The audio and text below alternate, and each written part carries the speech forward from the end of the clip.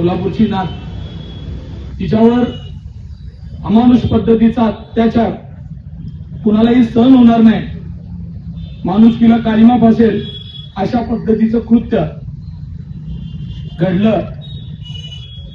आणि ते घडल्यानंतर तुम्ही आम्ही सगळे समाज व्यवस्था हळहळली आहे, पण बाप म्हणून, आई म्हणून खऱ्या अर्थानं त्यांच्या काळजात आज काय होत असेल, त्यांची आज काय मानसिकता असेल, त्यांना या छत्रपतींच्या महाराष्ट्रात त्यांचा जन्म होऊनच चुकी झाली आहे का काय, अशा पद्धतीची भावना कुठेतरी समाजातल्या घटकांमध्ये निर्माण होतीये का काय, अशी परिस्थिती आज आपल्या समोर येऊन बसलेली आहे. तुम्हाला माहित आहे, आपल्या मायलेकी, आपल्या घरच्या भगिनी यांच्याकडे साधं कुणी बघितलं तरी आपल्याला राग येणारा आपला हा समाज आहे. आणि एवढं वाईट कृत्य की त्याचा कुणी माफी देऊ शकणार नाही, कुठलाही असं वाटणार नाही की याच्यात थोडासा विचार व्हावा. आज प्रत्येकाच्या बोलण्यामध्ये एकच होतं की त्या माणसाला त्याच पद्धतीची, क्रूर पद्धतीची शिक्षा दिली पाहिजे. पण नुसतं शिक्षा देऊन होणार नाही, तर असा मेसेज समाजात गेला पाहिजे की असं कृत्य भविष्यात कुणीही केलं नाही पाहिजे. कारण आज तुम्ही बघितलं, बोलताना सगळ्यांमध्ये एकच येत आहे, त्याच माणसाच्या हातनं साहेब मागं तीन गुन्हे कशा पद्धतीचे आहेत. तरी त्यावेळेस एका 64 वर्षाच्या म्हातारी बाईवर बलात्कार केलेला ह्याच नराधमाने, म्हणजे त्याला समाजात जिवंत राहायला नाही पाहिजे असं कृत्य करणारा माणूस याआधीच या समाजात राहिला नसायला पाहिजे. असताना सुद्धा काही दिवस त्यांनी जेलमध्ये राहिला, पुन्हा बाहेर आला, परत कळतं तरी त्याच्या घरातल्याच काही अजून लोकांवर पण तसे कृत्य केलंय. असं माहीत असताना सुद्धा पोलीस प्रशासनाला खरंच विनंती आहे, ठीक आहे, पण पोलिसांना माझी अशी विनंती आहे की तुम्हाला कमीत कमी समाजामध्ये अशी विकृत माणसं कोण आहेत हे तरी आपण बारीकाईने शोधले पाहिजे. आज सुद्धा आपल्या आजूबाजूला एखादा माणूस दिसत असेल की बाबा या माणसाला, पण त्याचं कुठल्या तरी वेगळ्या यंत्रणेनं त्याचा शोध घेतला पाहिजे. शेवट ही घटना घडल्यानंतर पुन्हा एकत्रित यायचं, निषेध करायचा, आंदोलन करायचं, यापेक्षा अशा घटना घडणार नाही याकरता आपल्या भगिनींना, मुलींना सक्षम करायची वेळ आता आलेली आहे. लहान मुलींवर झालेला अत्याचार ठीक आहे, पण तुम्ही बघितलंय दिवसा ऑफिसमध्ये जायला मुलींना ताप व्हायला लागलाय, सिनियर ऑफिसरकडनं काम करणाऱ्या महिलांवर अत्याचार होत आहे, बदलीच्या नावाखाली वेगवेगळ्या पद्धतीनं आपल्याकडे तुमच्या समोर बघितलेले असे गुन्हे दाखल होत आहेत की तुम्ही काम करून घेण्याकरता महिलांना नको त्या गोष्टी करायला लावण्याची समाज व्यवस्था तयार व्हायला लागली.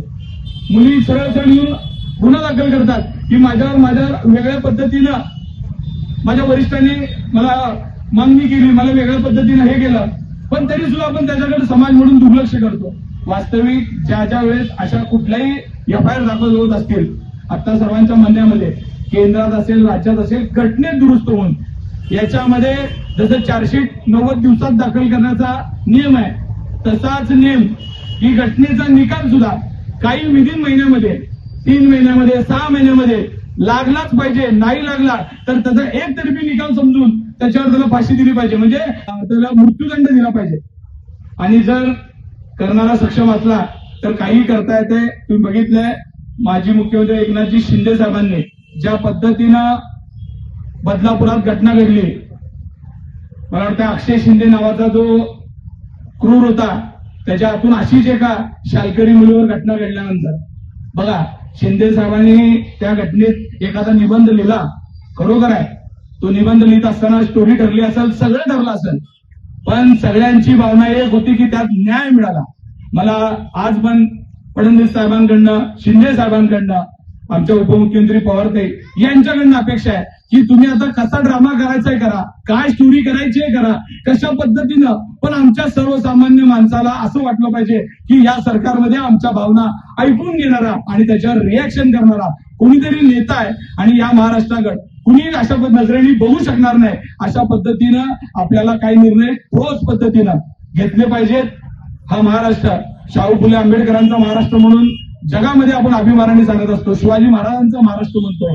आणि शिवाजी महाराजांच्या महाराष्ट्रात असं आजच नाही, इथून पुढे हजारो वर्ष घडणार नाही. अशा पद्धतीचं न्याय व्यवस्थेमध्ये बदल झाल्याशिवाय आपली पिढी आपल्या येणाऱ्या काळात माफ होणार नाही. कारण आज तुम्ही बघितले आपली लोकसंख्या एवढी मोठी वाढतीये, कोण कुठं राहतंय, कुणाला राहायला घर आहेत का नाही, कुठल्या महिला कुठं असतात, असं वातावरण असताना ह्याच्यात क्रूर लोक प्रचंड मोठ्या प्रमाणामध्ये अशा गोष्टी करायला लागलेल्या आहेत आणि हे सगळं करत असताना समाज म्हणून आपली पण तेवढीच आता जबाबदारी आहे.